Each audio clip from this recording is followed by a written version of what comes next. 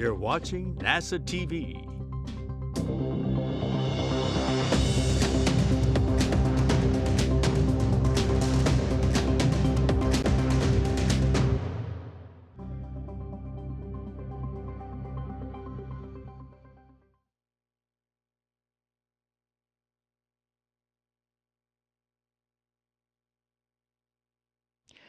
Good afternoon, I'm NASA's Gary Jordan. Thank you for joining us remotely to preview a set of upcoming spacewalks scheduled for Sunday, February 28th and Friday, March 5th aboard the International Space Station. They will be the 235th and 236th spacewalks in support of International Space Station assembly, maintenance, and upgrades.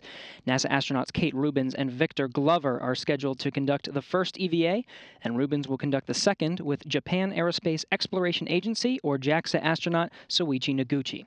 This briefing will address the programmatic and operational significance of the spacewalks, as well as the detailed procedures. Our briefers today include Kenny Todd, Deputy Manager of the International Space Station Program, Marcos Flores, February 28th Spacewalk Flight Director, Chris Edelen, March 5th Spacewalk Flight Director, and Art Thomason, Spacewalk Officer for both of the upcoming EVAs. We'll first start with some initial remarks from each of our briefers before opening it up for questions. We'll be taking questions on our phone bridge as well as on our social media platforms. If you're on the phone, please press *1 to add your name to our queue and to ask a question. If you're on social media, use the hashtag AskNASA. We'll now begin with opening comments from Kenny Todd. Thank you, Gary. Well, first of all, I hope everybody's doing well. Good afternoon.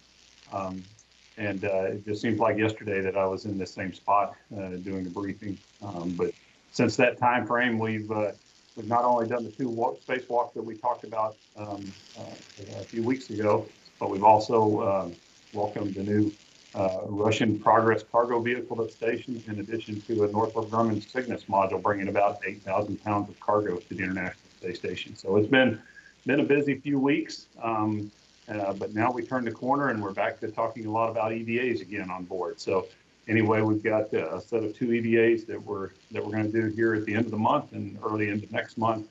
We call them the IROSA EVA and the ISS Upgrades 3 EVA.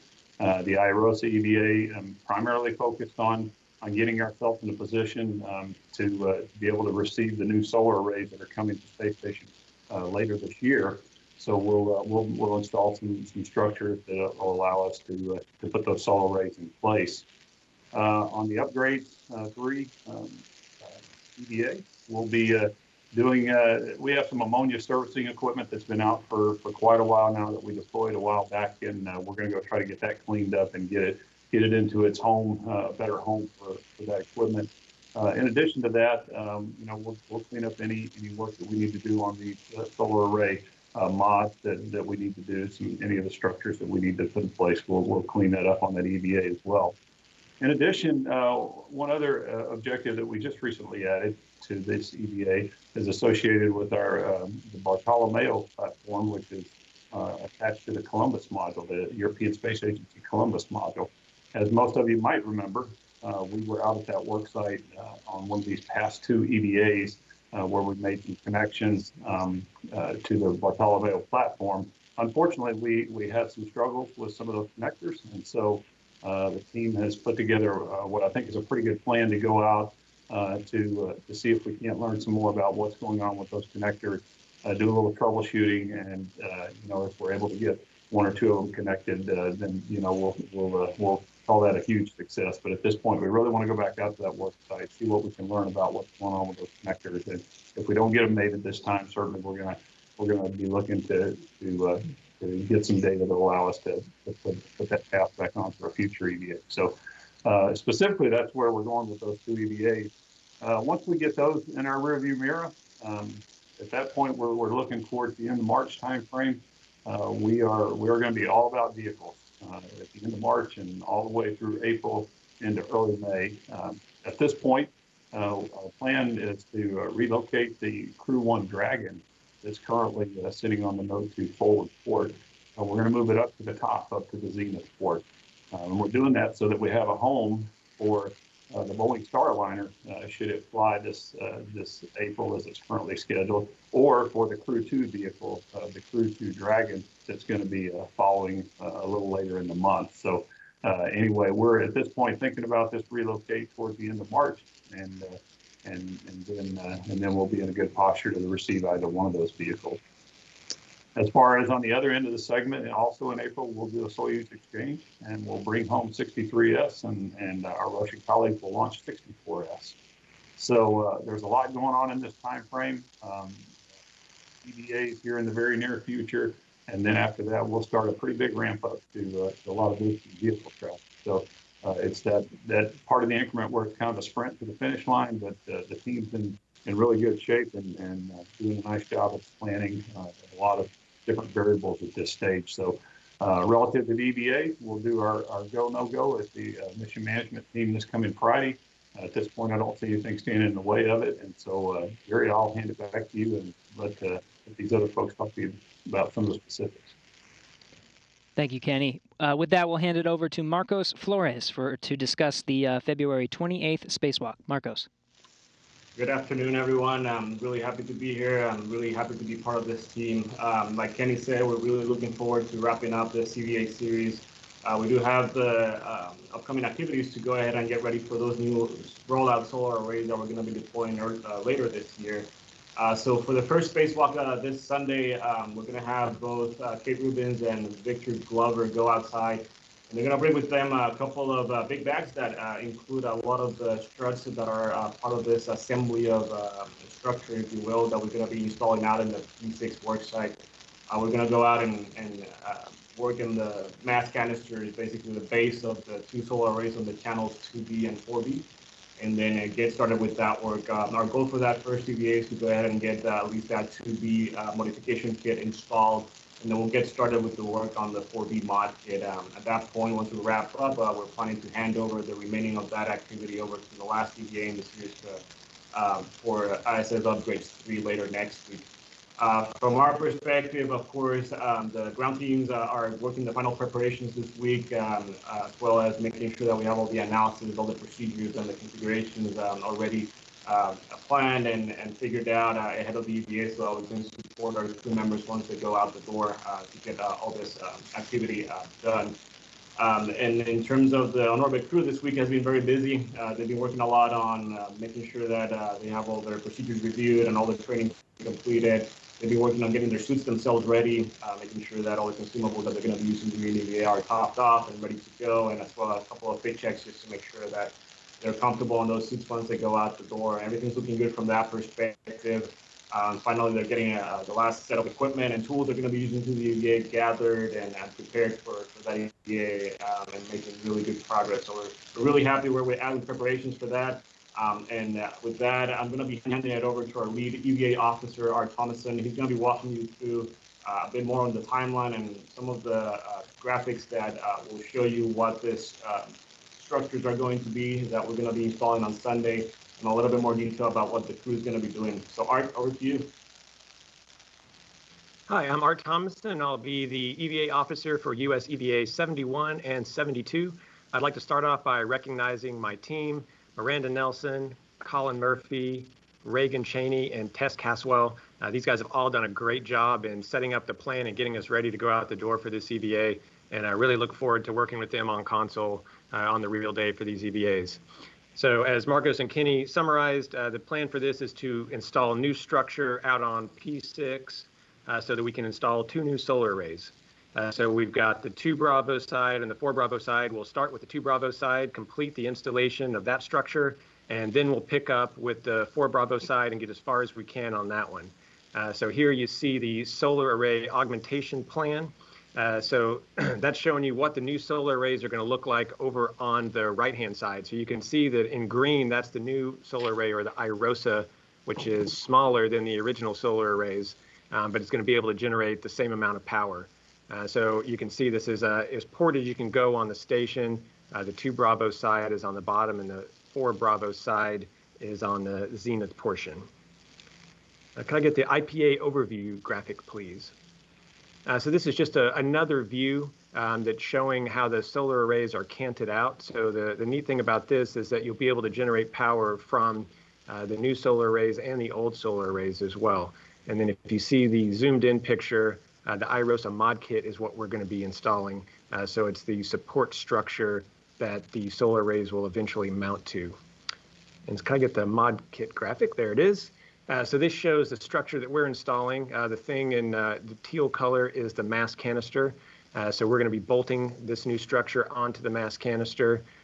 We've got the different names for these, so I'm sure you'll hear in the video you watch in a moment. I'll be referring to the 2 lower struts, the mid strut, the 2 upper struts, and then we've got the mounting bracket that the solar array is going to attach to.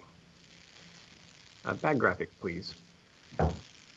So unfortunately, this mod kit is very large and it doesn't fit out the door in its current state, so we have to bring it out in pieces, kind of like assembling furniture.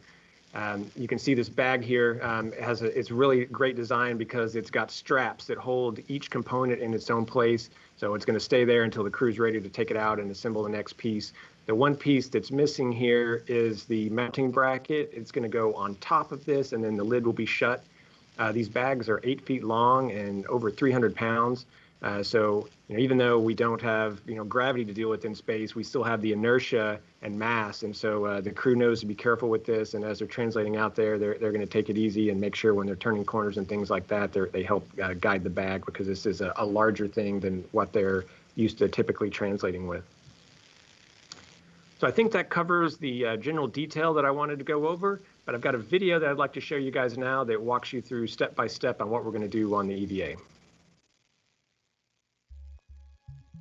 For US EVA 71, EV1 will egress the joint airlock first. You'll see EV1 has the red stripes and EV2 the white suit.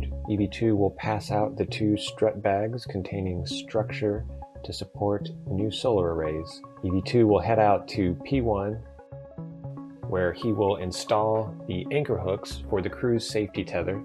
Now this is what we call a slingshot, and will give them the 170 feet of length that they need to get all the way out to P6. At that point, both crew members will translate to P6 and install their respective bags on the 4 Bravo and 2 Bravo work sites. EV1 will translate back inboard and retrieve a portable foot restraint with a extension, and head back to join EV2 at the 2 Bravo worksite. EV1 will set up this portable foot restraint for access to the mod kit install, and then translate over to the bag, where both crew members will begin building what we call the upper triangle, which includes the mounting bracket, a left strut, and a right strut. They'll use their pistol grip tool to assemble that triangle. Once it's complete, EV1 will be in the portable foot restraint, and EV2 will hand it off to EV1. Here you see EV1 installing this on the mass canister. There's a strong soft dock feature that will hold it in place. Once it's positioned in place, EV1 will use the pistol grip tool to drive 4 bolts. EV1 will then reposition the foot restraint for access to the left side of the mod kit. Here you see the mid strut on EV1's body restraint tether. EV1 will hold the lower strut while EV2 gets into position. They'll work together to install the left lower strut. EV2 will start off by driving the bolt with his pistol grip tool, and EV1 will drive the upper bolt that connects it to the mounting bracket. They'll then work together to install the mid strut on the left side. Here you can see EV2 driving 4 bolts that hold it to the mass canister, similar to the H fixtures that were recently removed. And EV1 will drive the bolt to secure it to the upper strut. EV1 will then reposition the APFR and get back in after getting the mid strut on her BRT. BRT standing for body restraint tether.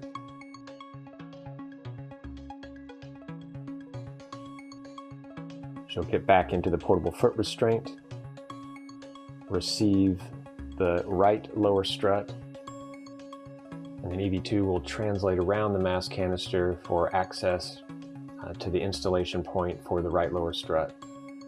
Again, just like the left side, they'll be working together to drive their respective bolts with their pistol grip tool.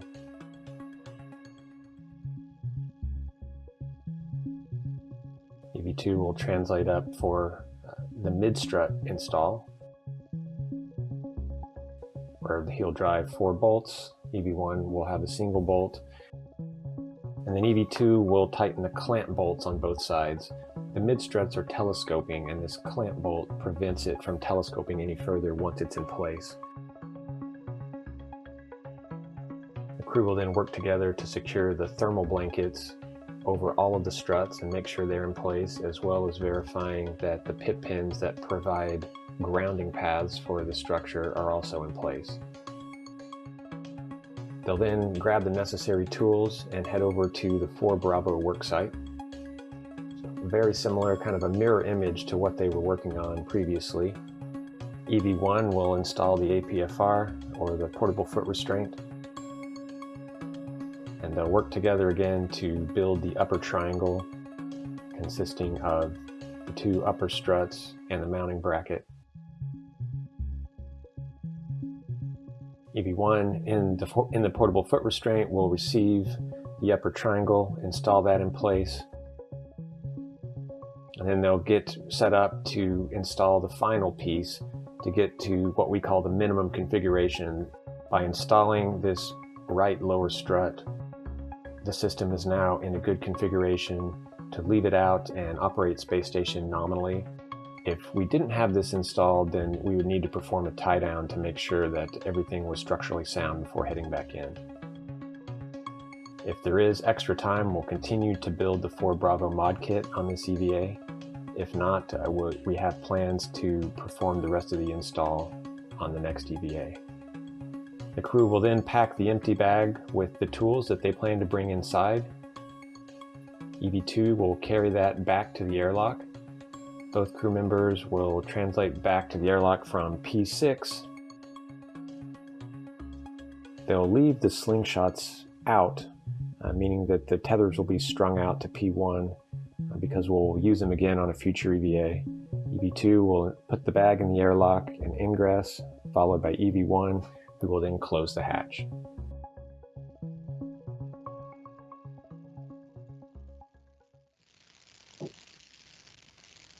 Okay, I'm back with you, and I have here with me a upper strut.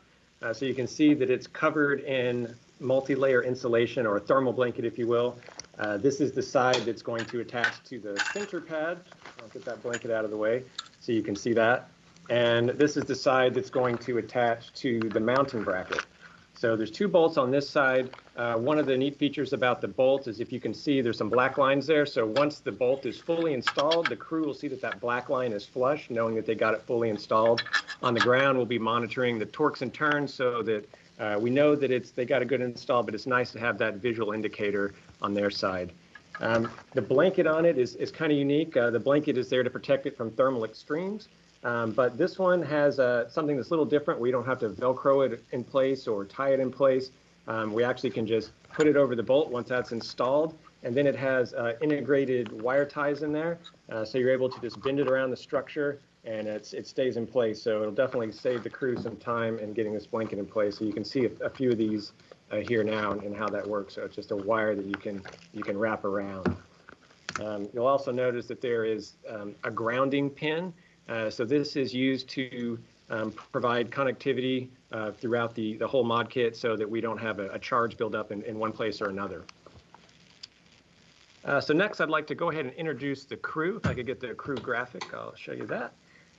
EV1 will be Kate Rubins. She'll be wearing the suit with the red stripes, and Victor Glover will be EV2. He'll be coming out in the white suit.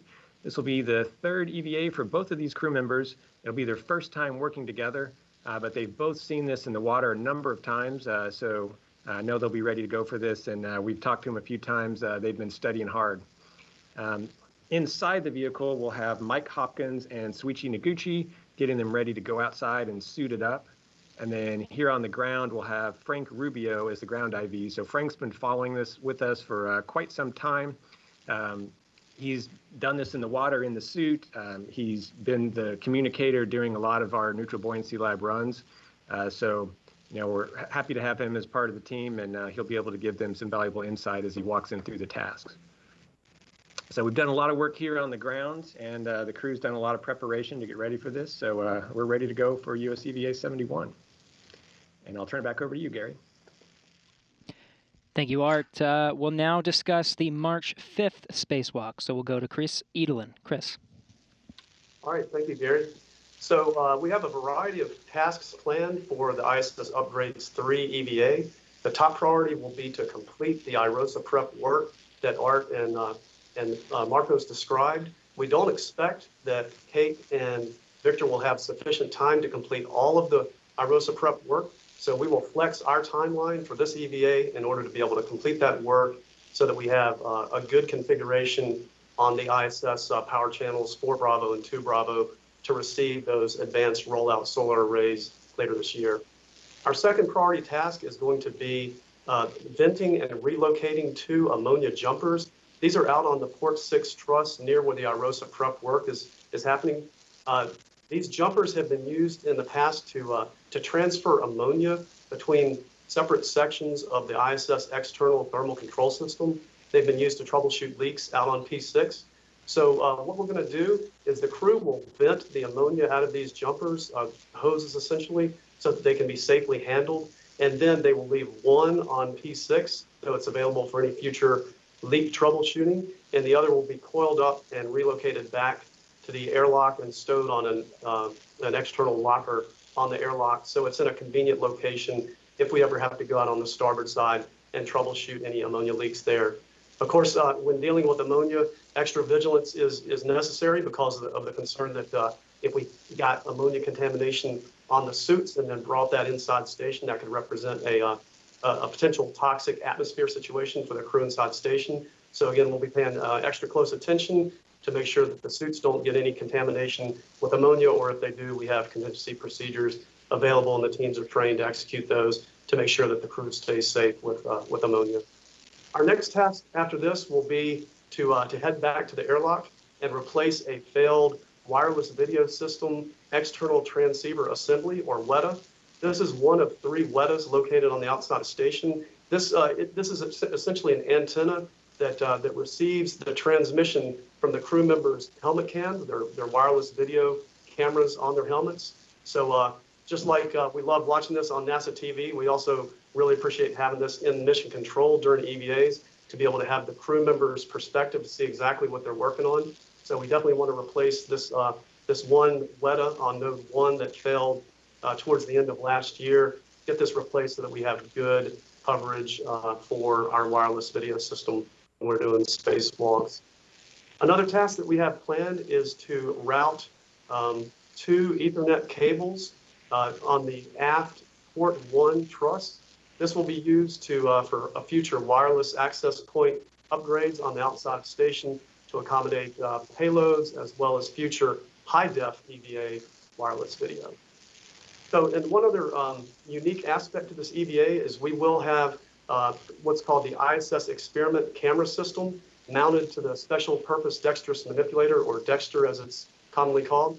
That's going to be mounted on Dexter on the station arm, and it will give us a 360-degree view of the EVA. Now, we won't have this video available in real time, but they will be capturing this video and making that available later for the public to see, to be able to sort of better experience what it's like on the outside station doing an EVA. So we're really looking forward to seeing those views.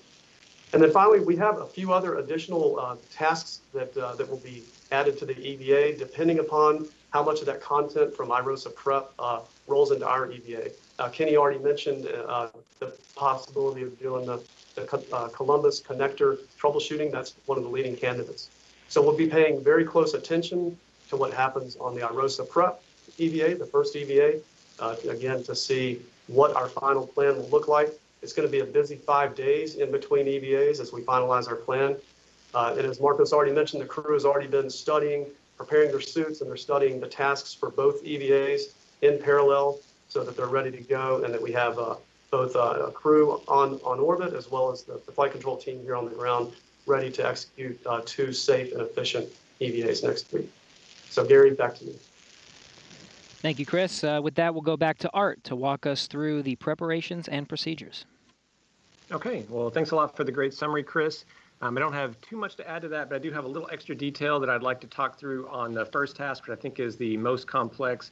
That's venting the ammonia jumpers. So if we could have the jumper graphic.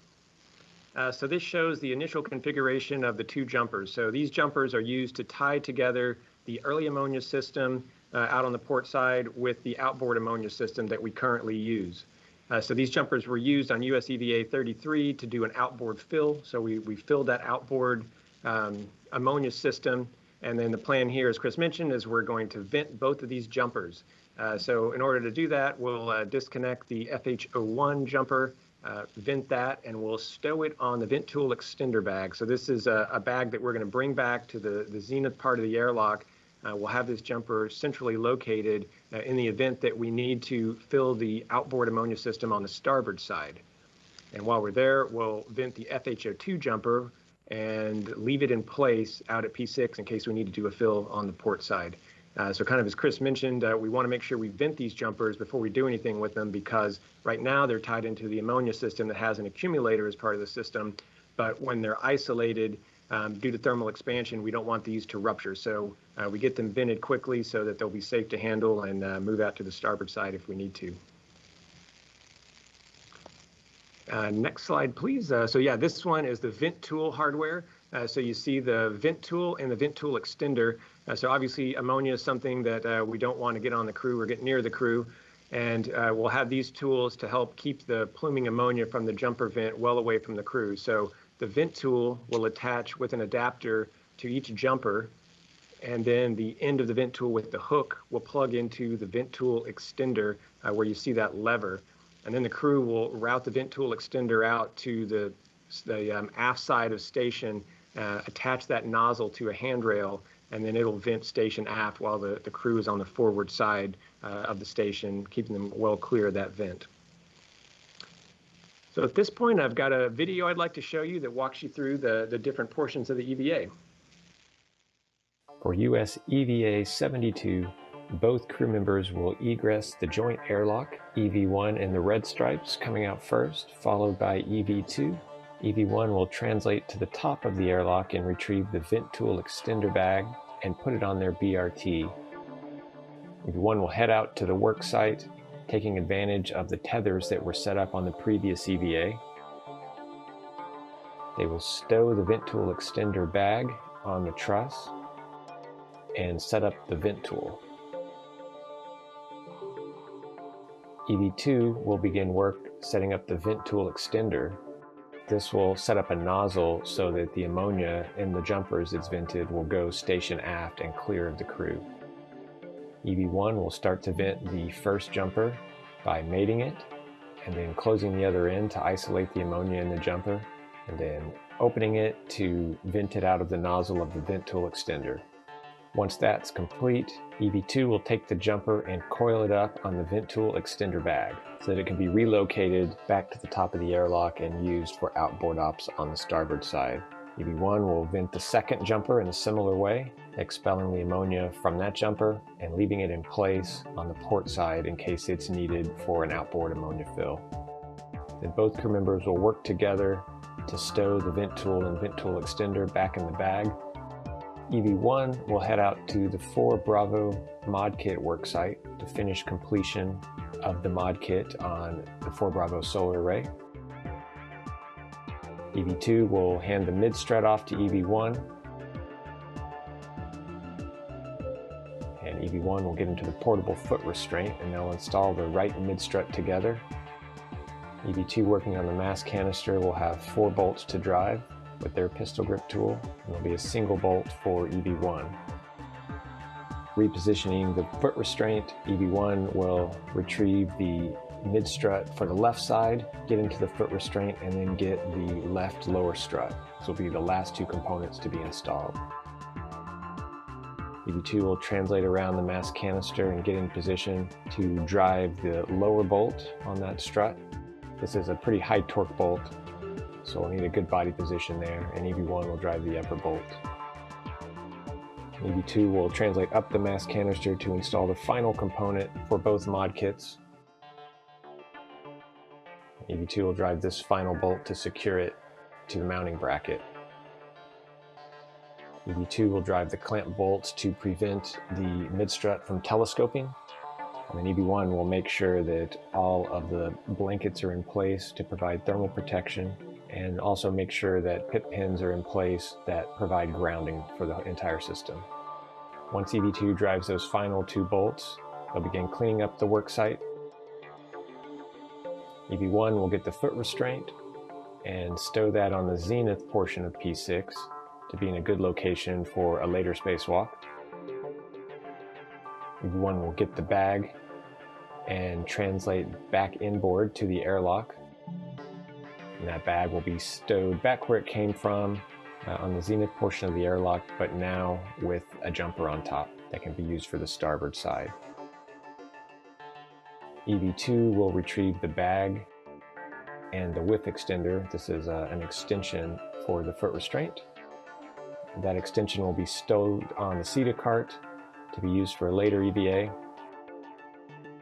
EV2 will bring in the 2 safety tether anchor points attached to the end of EV1 safety tether and come back to the airlock, put the bags in place.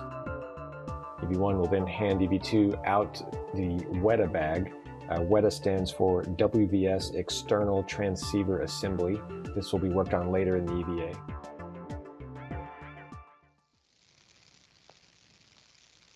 Okay, well, back with you. Once the crew stows that bag externally, we're going to send one of the crew members out to Columbus, where they're going to work on a connector that, or 4 connectors actually, that they had trouble with on US EVA 69. So on US EVA 69, there's a power cable that runs from the Bartolomeo science platform back to Columbus. They were able to partially engage 2 of the connectors, and then they left 2 of them capped. So we're going to go make an attempt to re-engage 2 of those connectors and get them fully mated. So the connectors consist of 2 halves. So I'll show you kind of both sides. So one side has receptacles, and the other side has plugs that go into those receptacles. So when you mate the 2 connectors together, you've got the 2 half shells, and then you're able to push this bail forward that causes them to mate and make good electrical connection with those pins and sockets. So what we actually were able to do on the Columbus Upgrades EVA, or US EVA 69, was get partially mated. So we weren't sure exactly how far those pins were engaged. So what we've seen from photos is that it looks like these sockets here, I don't know how well you can see them, but these sockets here have kind of closed up, and they're not as open as we expected, which we think may be inhibiting the pins from fully engaging. So we've got an EVA tool, which is similar to a pin in shape and size, that we're going to put in there in order to spread apart these tines in case they're stuck together in any way. So hopefully with that, we'll be able to mate it again and get a good mate of the P1 and P2 connector and be successful there. So if it's something that we're going to go out there and try, and if not, we'll gather a lot of good information and be able to go out there again and get it done. So we'll go back to the video and look at the final couple of tasks here. EV1 will retrieve a foot restraint to help with the installation of the WETA. The WETA is basically an antenna that provides coverage for the wireless video system on the crew members' helmets. Once that foot restraint is set up, EV1 will grab the bag and ingress. There are 3 bolts that they need to drive to remove the failed WETA. We'll stow that on the bag and install the new one, driving 3 more bolts to put it in place and mate the connector. Once that's done, it will be checked out, verified that it works. EV1 will head back to the airlock, stow the bag and the foot restraint. EV2 will then head out to the CP9 worksite where they will be routing an Ethernet cable that runs out to one of our cameras. Once that camera is replaced, this cable will be connected to it so that it can become a Wi-Fi hotspot. They'll be using wire ties to hold it in place along handrail paths, as you see here. and that cable will be coiled at the base of the camera, again to be connected once a new camera is installed in that location. EV2 will translate back to the airlock, where both crew members will ingress and complete US EVA 72. All right, next I'd like to mention the crew for these EVAs. EV1 will be Kate Rubins again, and this time EV2 will be Soichi Noguchi. Kate will be EV1 wearing the red stripes, and Soichi Noguchi will have the suit with the white stripes. This will be the 4th EVA for both of these crew members, and their first time working together outside on an EVA, but they have both seen at least most of these tasks in the neutral buoyancy lab, so they're very familiar with them, and as we mentioned, they've been training already and are getting familiar with all the different tasks that it may be coming their way. Inside the vehicle, Mike Hopkins and Victor Glover will be the ones getting them suited up and ready to go out the door. And then again, we'll have Frank Rubio on the ground as our ground IV. They'll be walking the crew members through all of these individual tasks. So, again, we have some flexibility here as to what's going to happen with this EVA, but we've got a number of tasks that are potted, so we'll be ready to go, see what happens on the first EVA and accommodate with the second one. So with that, I'll turn it back over to you, Gary. Thank you, Art, and thanks to our briefers for those initial remarks. We'll now open it up for questions. Again, if you're on our phone bridge, please press *1 to submit a question, and once your name is called, please state your name, affiliation, and to whom you'd like to direct your question. If you find that your question has already been answered, press *2 to withdraw it. On social media, please use the hashtag AskNASA. Let's start on our phone bridge with Camden Hall from the Talk of Titusville. Yeah, hi there. My question is for Kenny or anybody who feels that they can take it. Is the placement of the new solar arrays decided, and is that decision set in stone yet? Thanks. The placement of the new solar arrays, yes, we decided back early on in the program when we determined how many of these arrays we were going to get that we were going to outfit them in certain places on stations. So yes, at this point, we're putting them in the places where, quite frankly, the older arrays are the ones that have been exposed the longest. And so, yes, the locations are already predetermined. This next question comes from Marcia Dunn with the Associated Press.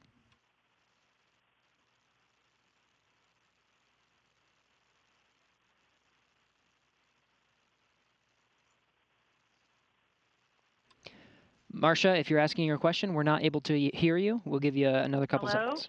Okay, there can you are. Hear me now? You are on. Oh, I'm sorry. Thank you. A couple questions for Kenny. I'm wondering, when are the new solar panels launching and on what vehicle? Why are you staging this first spacewalk on a Sunday morning? And I think it's even an extra hour earlier than usual, a real early bird special. What's the reasoning behind that? Is there any rush?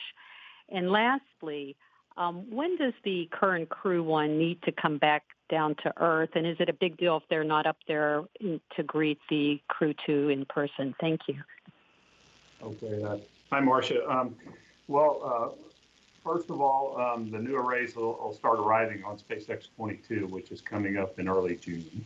After that, we'll have a flight SpaceX 23 that will not have any solar arrays, and then we'll pick up the next set after that in the fall. So this year, we're anticipating, starting the deployment of these solar arrays as early as June. So again, very excited, which is one reason we want to go ahead and get these EVAs in our rearview mirror and get all the support structure in place to be able to handle that. So as far as I don't know the exact date when the crew needs to come home for Crew 1, and what I'm thinking in my mind is, when does that vehicle time out, if you will. But we have some runway on that. We're still trying to finalize the dates and working with the commercial crew program on when we would be ready to send that vehicle home. But obviously, those are all the things that we're keeping in mind. Is what's the right way to do a handover? Do we need the handover? And again, trying to be respectful of the limits of the vehicle itself. So anyway, at this point, our Crew 2 launch is currently scheduled for 420, no earlier than is what we're saying. But again, at this point, the Crew 1 date for return hasn't been finalized. So again, those are all discussions that are still in work, and our friends from the commercial crew program will continue to evaluate that. They're working with the ISS, for those of us in the ISS program, and when the time is right, we'll get those dates out, and once we understand that we got a good supportable plan. As far as the timing of the EVA, quite frankly, Marcia, it's not really a Monday through Friday kind of program, and I think all these guys here with me, as you see them smiling, would agree that's the case. We kind of try to do things when the time permits us to do them. Again, there's basically a stack of dominoes between now and the end of this increment, and I've asked the team to look at it like it's a 7-day-a-week kind of deal that we're in, and wherever the right time is to do an EVA, we'll go do an EVA, and it puts a little extra burden on the planners because we have to continue to maintain good crew work rest cycle. That's part of our ongoing job, day in, day out, and make sure we got good refreshed crews and ready to respond to anything that might go on at any particular time of day on station. And so that's part of an ongoing challenge, but really we don't constrain ourselves to a Monday through Friday operation. In fact, a lot of our science, is time constrained science, and so it's not out of the realm for us to be working science on Saturday and Sunday as well. So that's how we got to a Sunday EVA. It's just basically where it worked out best for the overall plan. Next question is from Bill Harwood from CBS News. Hey, thanks. Just making sure you can hear me okay? We hear you fine, Bill. Thanks. I got a couple of questions here, one EVA related and then the other is for Kenny. When do you hope to begin and complete the installation? In other words, when would you hope, under current schedules, to finish the last actual install of an IROSA panel? I was curious why 3 and not 4. I mean, more power is better, but then I guess that's lifetime of program involved there. And can somebody compare the power before and after when you add these guys? And then, Kenny, I got a follow-up for you. Sorry to throw so many in at once.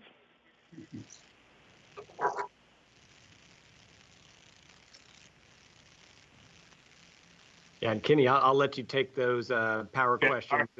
I didn't know if you guys want to jump on that or not. So, okay, yeah, we're going to be launching solar arrays, over the end of next year, Bill. Again, trying to outfit. We'll take the power, I think, from about 160 kilowatts up to about 215 kilowatts. So as we look forward in the program and look at the amount of commercial users that are coming on board, that quite frankly are looking for power that we didn't even dream of back in the mid 90s. And the technology really has gotten to the point in terms of power generation that we can do something like these rollout solar arrays, and they're not as big as the ones that we previously deployed, and yet we can get even more power out of them. So anyway, it just made good sense with regard to the program and trying to be accommodate as much as we can all the different users that are coming on board. And so anyway, we'll get started this year deploying solar arrays, and we'll be doing it into next year as these flights are as we fill out the manifest for next year. So anyway, that's the thinking. That's the increase in power that we're expecting.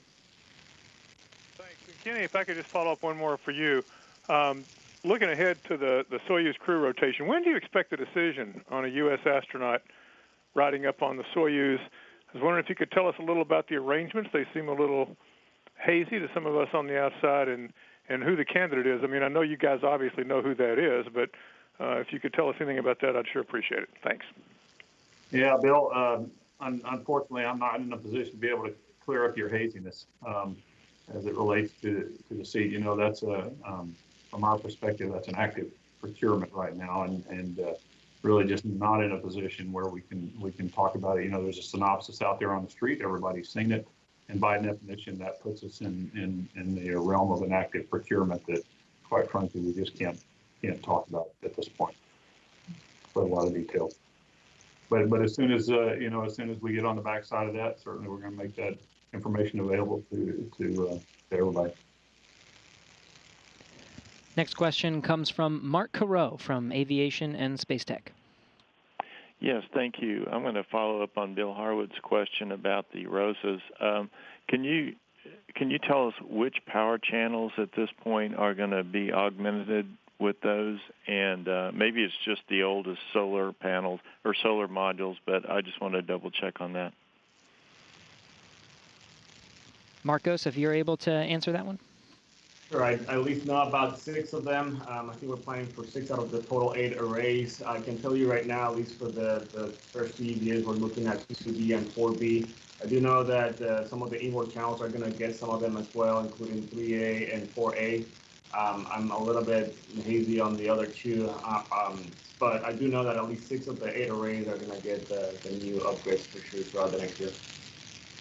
That's the number that we're on right now. Is 6 of 8 we'll have, and that's what we procured. And again, same thing, Mark. We're gonna target the arrays that have been up there the longest and have had the most exposure. Will the additional power give you some new capability in terms of something specific on the space station that's not there now that might be oriented towards future deep space, or is this kind of just going to be a capability you have and you can kind of figure out who gets to use it as you go? That's correct. You're right on, Mark. At this point, it's more of a robustness type of increase. Again, what we're seeing is we're seeing more and more requests for power, especially as we're deploying some of these external platforms. Again, talking earlier about the Bartolomeo, you know, there are users that are going to be going onto that platform. They're going to need power. These are things that when we started Station and scoped the requirements for Station, these are things that we hadn't necessarily thought about at the time. So I think it's more of a robustness increase that we're going to experience, and again, that'll allow us to accommodate more users, quite frankly. Next question is from Hanneke Waitering from Space.com. Hi, this is Hanukkah from Space.com. Thank you for taking my question. I think this is probably for Chris. So I read that the astronauts might be installing a stiffener on the Quest airlock's thermal cover, and I'm wondering, is that still on the docket for the March 5th spacewalk? And also, can you talk a little bit about what exactly the problem was there and why this type of a fix is necessary? Thank you. Sure, I'll take that question. We did indeed plan to install a stiffener, which is essentially a metal ring on the airlock hatch cover. Actually, we have a graphic for that if the producer wants to pull that up. But so we have a Kevlar, you can see in the middle of the graphic there, a Kevlar thermal cover that covers the airlock hatch, the metal hatch underneath it, and it's designed to keep the hatch at a nice cozy temperature so the mechanism works fine. But what we've seen over the years is the edges of that flexible thermal cover have tended to warp, and we call it potato chipping because it doesn't quite seal well enough. So we did want to install the metal ring that's on the left side of the graphic there to sort of force that thermal cover to be a nice flat shape so that it does its job better. But right now, with the way the timeline is laid out for the second EVA, we will not have time to do this task. We're going to go ahead and prioritize the Columbus electrical connector troubleshooting ahead of this. So we'll just go ahead and plan to do this thermal cover stiffener install on a later EVA, or if we get lucky and get really far ahead on the first EVA that Marcos and his team are going to perform, then we could potentially see this task getting added back onto the timeline for the second EVA. So we'll just have to see. The crew's already received their training material on this. We got the hardware ready to go. So we could see this get added to the timeline. We'll now move on to social media questions. Again, if you're on our phone bridge, press *1 to add your name to our queue. Back on social media using the hashtag AskNASA. This one comes from Isaiah on Twitter. This one's for Art. What types of tools can we expect to see on these spacewalks? Okay, well, that's a great question. On the first spacewalk for building the mod kit, you're going to see a lot of the pistol grip tools. So it's essentially a really fancy cordless drill. It's got a digital readout that can tell you the torques and turns on each bolt. And so there's various settings that allow you to program it to the desired torque. So I think that's the big one that you're going to see a lot of. Let's see. So going back to the vent tool and vent tool extender, I think that's a pretty important tool. We touched on that one earlier. I think those are the main ones. Not real tool heavy on these EVAs. Most of the things are going to be able to be done with the crew's hands. For routing the CP8 and CP9 cables, we have what's called a reel bag. So this is kind of like a garden hose, if you will. If you've had your garden hose that's wrapped up on a reel, the crew will have that attached to them, and then that cable will deploy out as they head out to the work site and tie it down with wire ties along the way. So I think those are the major tools that we'll be seeing on these two EVAs. Next question comes from Rohan on Twitter. He's asking, with one of the astronauts performing 2 of the EVAs, how is rest time factored into spacewalk planning? This one can go to Chris. Sure. We actually plan recovery time after the EVA, so that gives the crew a little bit of time, about half a day off to be able to recover from the EVA. And then the day before they go out, we also plan about half a day's worth of work. So again, it's sort of a light day that gives them a chance to rest up to make sure they're in really good shape before they head out the door for the very physically intensive task, which is a spacewalk. Okay, and we have one more on Twitter. This one's from Jonathan. He's asking which EMUs will be used for Rubins, Glover, and Noguchi, respectively. Art, I don't know if you want to take this one. Yeah, I'd have to go back and look at my data. I know 3015 is the EMU that Kate's going to be using, and I'd have to go back and look at the numbers on the other ones. I didn't bring that chart with me, but I can get you that information if you need it. And that wraps up our questions on the phone bridge and on social media. Thanks to all who submitted questions today, and thanks to our briefers for taking the time to discuss the upcoming spacewalks. NASA TV coverage will begin at different times for each of the EVAs. On February 28th, coverage will begin at 3:30 a.m. Central, 4:30 a.m. Eastern, for an EVA start time at 5 a.m. Central, 6 a.m. Eastern. On March 5th, we'll expect this coverage to start at 4:30 a.m. Central, 5:30 a.m. Eastern, for an EVA start time at 6 a.m. Central, 7 a.m. Eastern. Thanks again for joining us. That will wrap up today's briefing.